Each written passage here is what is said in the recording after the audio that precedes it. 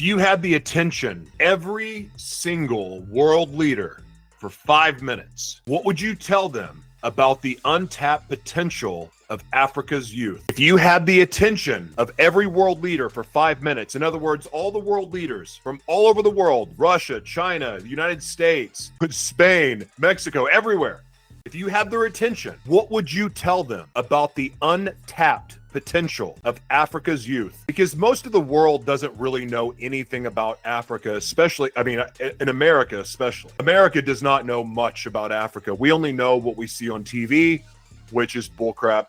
We only hear from our media. We don't get the truth. We have a Hollywood that makes the movies about Africa, doesn't tell the truth.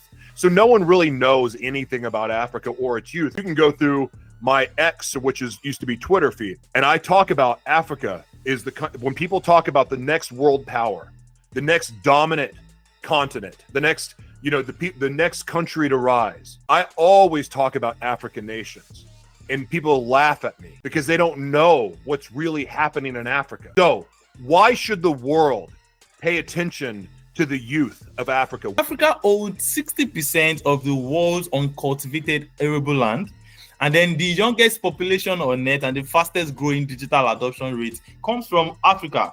If we try to do like a schedule in the next 2050, 1 in 4 people in the planet will be Africa. Because if we can get people to put in their efforts in investment in infrastructure that connects rural opportunity with global markets, it will be a very privilege and a good thing for Africa. But what is hiding it? There is no support. There is no life support to bring it up to life. We have gotten to a stage whereby if you do not know this person, you do not know this thing, you are not relatable, the support cannot come for you. There is no support. Ideas are dying every day. People's thinking, people's faculty are diminishing every day because they lose motivation in order to carry out what they have. But all these ideas cannot be implemented because there is no support to back them up. Automatically the idea dies because you are not their family, you are not related to them, there is no relationship with them, they won't believe in you. And how can you bring these results to come life if you do not have support?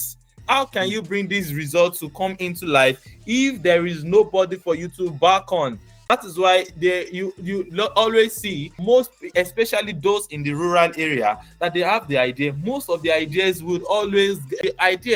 always get diminished, and they won't be able to carry it out. They won't be able to implement it because there is nothing backing them up of their beautiful idea to come into life. But in a local environment, a rural environment, whereby they struggle to get water to drink, whereby they struggle to get water to have their baby to cook, they don't have all these things.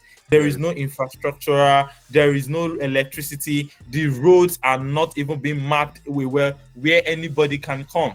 A lot of villages, you would go to some villages they've never experienced. If they could have electricity for 30 minutes, it will be like a very big miracle to them. Ideas die every single day when these productivities are not being met.